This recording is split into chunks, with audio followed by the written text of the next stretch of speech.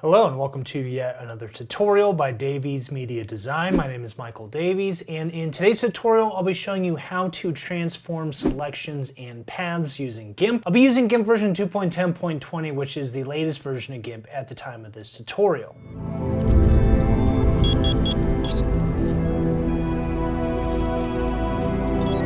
Before I get into that, don't forget to check out my website at daviesmediadesign.com. As always, I have tons of video tutorials on here, my GIMP book of layers, and free software help articles, so definitely check that out.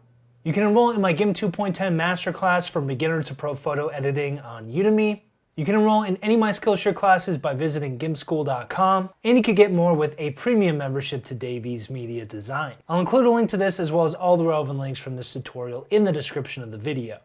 So here is the photo I'll be using for today's tutorial, and I'll be using both the 1280 by 853 and the 1920 by 1280 versions, so I definitely recommend downloading both of those. So in this tutorial today, I'll be showing you how to transform paths and selections in GIMP. Many of you are already aware you can transform a layer or the entire composition in GIMP, but you can also transform paths and selections, and there are a number of use cases for something like this, a number of scenarios where this comes in handy, so I'll go through some scenarios today. So here I am inside of GIMP 2.10.20, and first off, you're going to need to actually draw your path. So hit the B key on your keyboard. That will grab your paths tool from your toolbox. But I do want to mention I'm using the 1280 by 853 image, so this is the smaller version of the image. But I'll hold Control and zoom in with my mouse wheel, and I'm just going to click to quickly draw a path around this hourglass shape. I'm not going to do a perfect job here. So of course I just click and hold to draw a curve, and for those of you who are not familiar with drawing paths in GIMP, I do recommend checking out my Master the Paths tool tutorial on this subject. So I'll just continue drawing this path.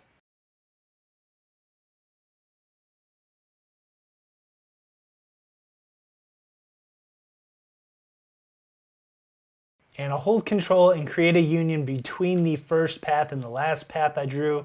Hold Control, zoom in, let me just hold Control, click and drag to create a handle, and that way I can curve this node a bit more, these segments here at the node.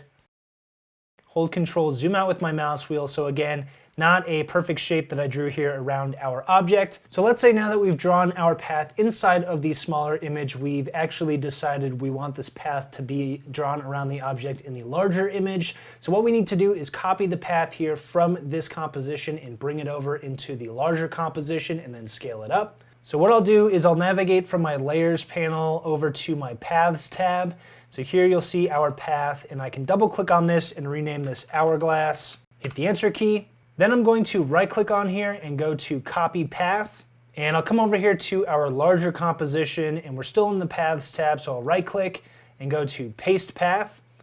And now if I show my hourglass path, you can see this is way too small, so it doesn't line up with the larger object. We're going to have to fix that. Next, what I'll need to do is move this path into place, and I'll do that by first hitting the M key on my keyboard to grab the Move tool. And here in the tool options, which in this case for me is going to be under my toolbox right now, you have an option called Move. And usually this is set to Layers, which is going to be the first one by default, but we're actually going to set this to Path. And you can either toggle this between pick a path, which is just going to move whatever path you are hovered over, or move the active path if you have multiple paths and you only want to move the path that you're currently on, which in this case we only have one path, but it is our active path as well. I'll just go with pick a path, and then I can click and drag this into place. Next, let's say I want to scale this up so that it matches up with the size of the object here in our larger photo.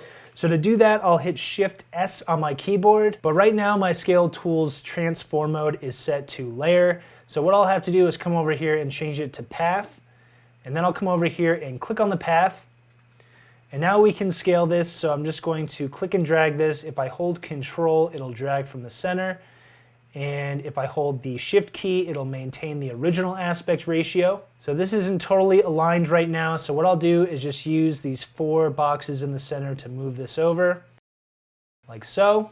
And I can always hold Control, zoom in with my mouse wheel, and just double check that this is lining up the way I want it to. And again, I could have spent more time drawing the actual path, but that's all right. So once we're ready, I'm going to click the Scale button, and I'll hit Control Shift J That's going to center up my image inside the image window. All right, so that is in a nutshell how you transform a path in GIMP, and this is going to work for pretty much all of the transform tools in GIMP so long as it does have a path mode here in the tool options. But we can also do this with selections, so let me show you an example using a selection.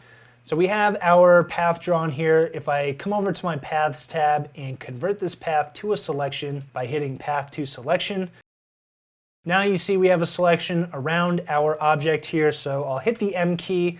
Let's say I want to move this selection. I'll come over here and change the mode of the Move tool to Selection instead of Path. And now I can come over here and just click and drag this selection over. I'm holding the Control key to drag it in straight line mode.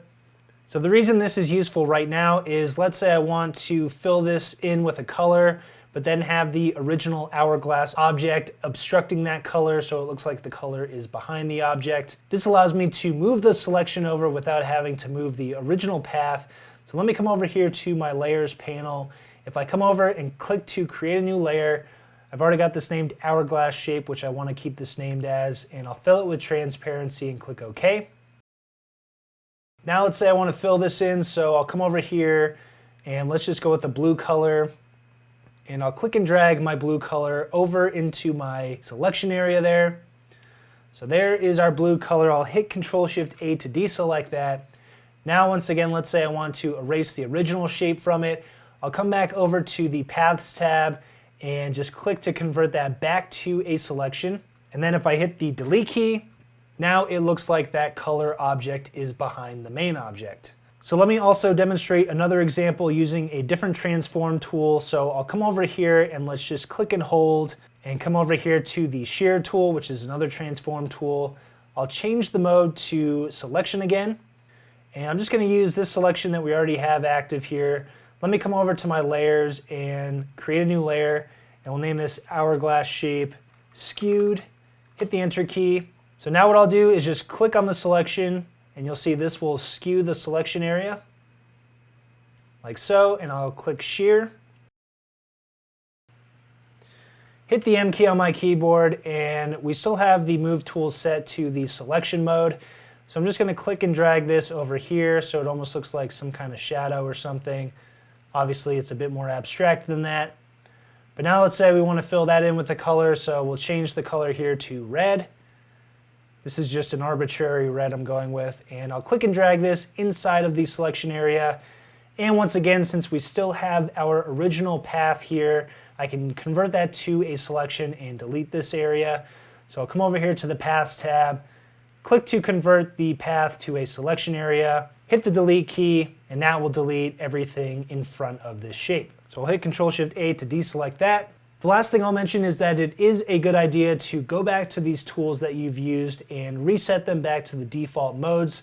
That way later on when you are going back to trying to scale a layer or perform some sort of transformation on a layer, you don't accidentally get stuck, because you'll see here, if I hold Control zoom out, let's say I wanted to scale the layer right now, Shift S on my keyboard, and let's say you try to click on the layer, you'll see it's trying to scale the path instead of the actual layer.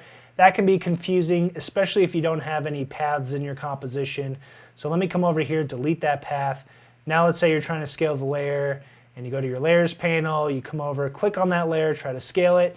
It's just going to give you an error message down here in the status bar. So I recommend coming over, changing the transform mode back to the layer mode, and that way next time you open up GIMP, you can transform the layer, which is probably what you guys are used to. So let's come to the Move tool, change that, come back to the Shear tool, change that back to the Layer Transform mode, and there you go. All right, so that's it for this tutorial. Hopefully you liked it. If you did, you could check out my YouTube channel at youtube.com/daviesmediadesign. Don't forget to subscribe and click the bell icon to be notified each time I have a brand new tutorial. You can also check out any of the links to my resources in the description of the video. But thanks for watching, and I'll see you next time.